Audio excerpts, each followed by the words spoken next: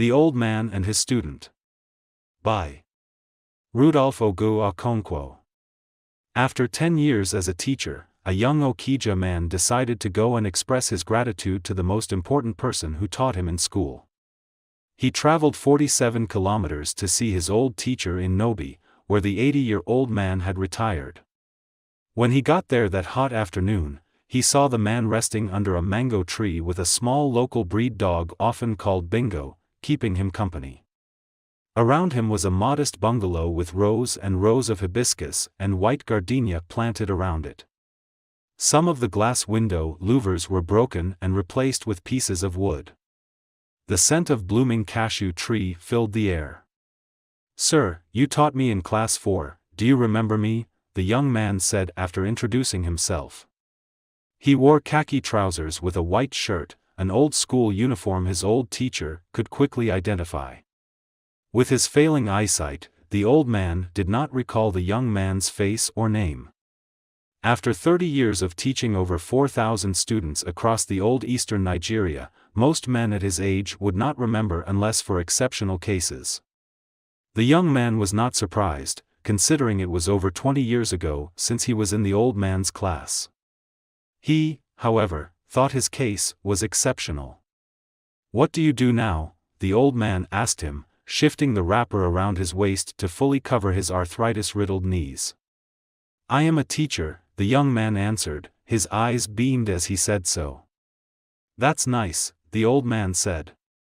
"Teaching is a very noble profession. Even if everyone forgets about you when you are old and retired, you forever retain some of the beautiful memories of your time as a teacher. Even if your material reward were meager, you would cherish the knowledge that some of those you taught are the ones running the affairs of your country. In the rare case when your former student traveled far to come and see you, that is the ultimate. It is always delightful to encounter one of your former students and they remember you. Nothing beats that. Especially when they have a good memory of you. It beats being a police officer or a soldier, which were the other career options available to us then." The young man smiled. "You inspired me to be a teacher," he said. "How?" the old man asked, brushing off a mosquito that landed on his wrinkled arm. He could have crushed the mosquito without looking based on his sharp reflex, but he did not. Then, the young man told him the story of the day he changed his life. "I was in class 4, the young man started. On that day, a friend of mine came to class with a beautiful watch his father bought for him in Onitsha. All of us in class admired it. Being that my father was poor and could never afford to buy me a watch like that, when I had an opportunity, I stole the watch." He paused and glanced at the old man's face.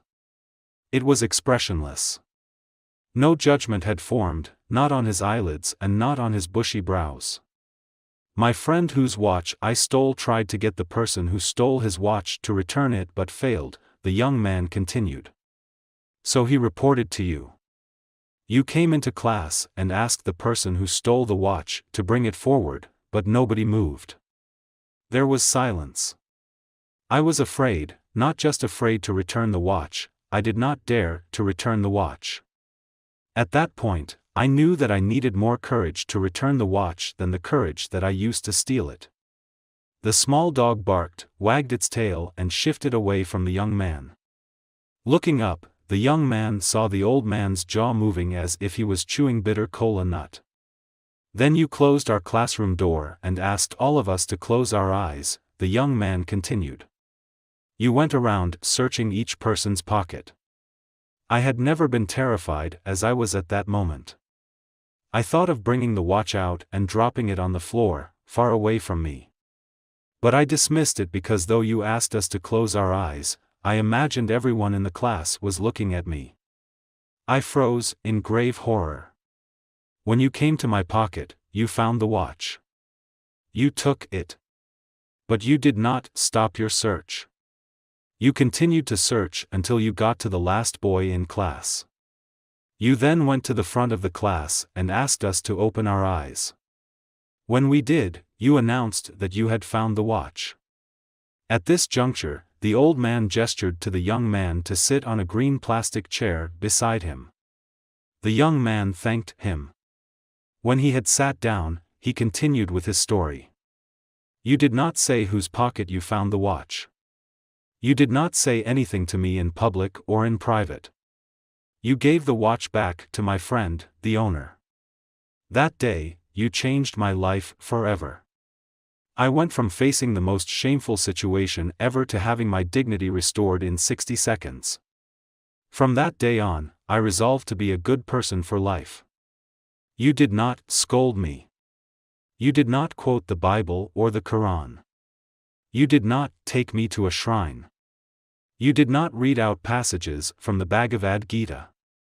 You did not spell out any moral lessons from Mahatma Gandhi, Abraham Lincoln, Nnamdi Azikiwe, Nelson Mandela, or Benjamin Franklin. You did not advise me to change my ways. Still, I got the message. After telling this story, the young man asked the old teacher, "Sir, do you remember this incident?" The old man smiled and said, "Yes. I remember the incident, but I do not remember you." "Why?" the young man asked, surprised. "Because, I, too, closed my eyes while searching the pockets of all of you," the old man said. "I did not open it even when I took the watch from your pocket." I continued. The old man dipped his hands into the pocket of a worn-out ISIA top he had on, brought out a pod of alligator pepper, 2 bitter kola nuts and an edible nzukle and offered them to the young man. "Welcome to my modest home," the old man said. The young man cheerfully accepted them with a gleeful reminder of Brené Brown's assertion that while vulnerability is the core of shame and fear and our struggle for worthiness, it is also the birthplace of joy, creativity, belonging and love. A great teacher knows that he doesn't have to humiliate in order to correct. A great athlete knows that he doesn't have to receive a medal in order to be a winner. A great believer knows that he doesn't have to fight for his God to demonstrate the affirmation of the creed. If you must humiliate anyone for you to correct, then you do not know how to teach. If you must get a medal to feel like a winner, you don't know that participation is everything. If you must kill anyone for you to save your God from humiliation, then you don't know the God you worship. This is a new version of an old Indian epic story. Rudolph Ogu Okonkwo teaches post-colonial African history at the School of Visual Arts in New York City. He is also the host of Dr. Damage's show. His books include This American Life SEF, Children of a Retired God, among others. Playing lotteries on the Mega Millions Naija platform is fun and exciting. Get started by following these simple steps. Visit www.megamillionsnaija.com. Click register at the top of the homepage. You can sign up to Mega Millions Naija. Once your account is confirmed, log in and select a lottery or draw to play. Once you're done selecting numbers, click proceed to checkout page. Finally, review your order, choose a payment method, and click pay now. You will receive an order confirmation via email. Mega Millions Naija.